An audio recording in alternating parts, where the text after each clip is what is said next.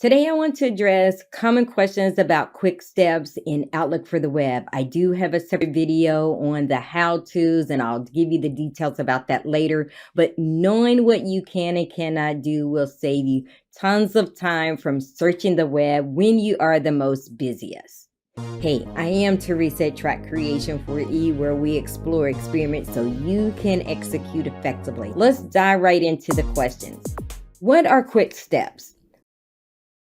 Quick Steps allows you to create a combination of actions and you can turn them into one action with the option of assigning it to a shortcut key. Let's say you receive an email, you always snooze it, you forward it to your leader, and you reply with a meeting. Let Quick Steps do that for you.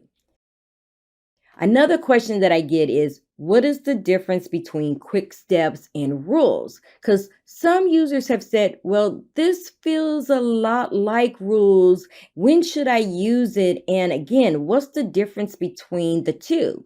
With quick steps, you select an email and you initiate the shortcut to perform the action. Whereas with rules, as soon as a message hits your inbox, those activities are executed automatically. So again, when should you use it? You should use quick steps when you have random emails without any type of commonality but requires the same action. Another question that I get is there a limit of quick step shortcut keys that you can create? Well, Microsoft has reserved 5 shortcut keys for your customization, but you have the ability to create more if you like. Just so you know, in Outlook for Windows, you have 4 predefined quick steps where you don't have those in Outlook for the web. Let me know how you feel about that in the comments. Another question that I get is, are my quick steps available in the desktop and vice versa? And the answer is yes. Doesn't matter where you create them, they will be available to you in both applications. Now, the watch out is that if you create it in the version, you have to modify it in the Outlook version, and that goes both ways. Here's the tip for the day. If you create a quick step in Outlook for the web, add some type of symbol at the end of the names. Whenever you're looking at the title of that quick step, you know exactly where it was created and you know where to modify it. Now, if you found this information valuable, make sure you subscribe to my channel or give me likes. Another question that many users always ask is, can I copy my quick steps to one computer to another? And for the cloud services, you don't need to copy. All you have to do is just log into your account and you have access to it. So it doesn't matter if you are on a computer or a mobile device or your tablet, you will have access. Now, if you have a Microsoft business plan and a personal plan, you cannot copy the information between the two. Hope that helps.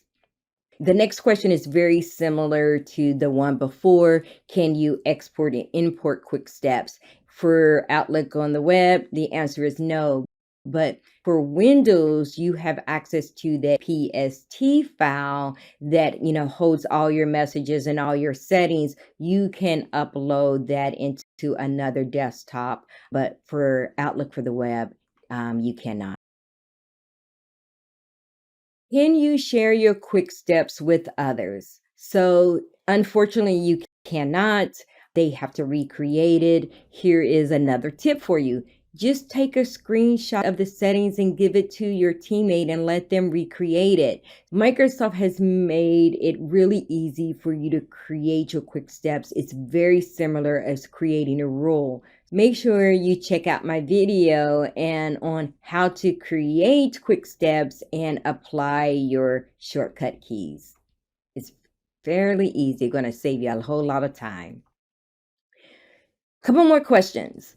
How do quick steps work with shared mailboxes? This is one of those that a lot of people ask about. And so just keep in mind, your quick steps remains with you. Your colleagues' quick steps will be totally different. And for me, I have multiple mailboxes that have a separate workflow from my primary mailbox. I would personally would like the flexibility to have new shortcuts and quick steps applied for those mailboxes, but at this time, we do not have that flexibility. Here's an opportunity to give Microsoft some feedback. Hopefully, we can influence some change. Okay, so here's the last question, and this one is for you. What action combo do you perform regularly? Leave it in the comments. I know for me, I use category task and move to all the time. Well, that's all I have for today. Now, go work your magic.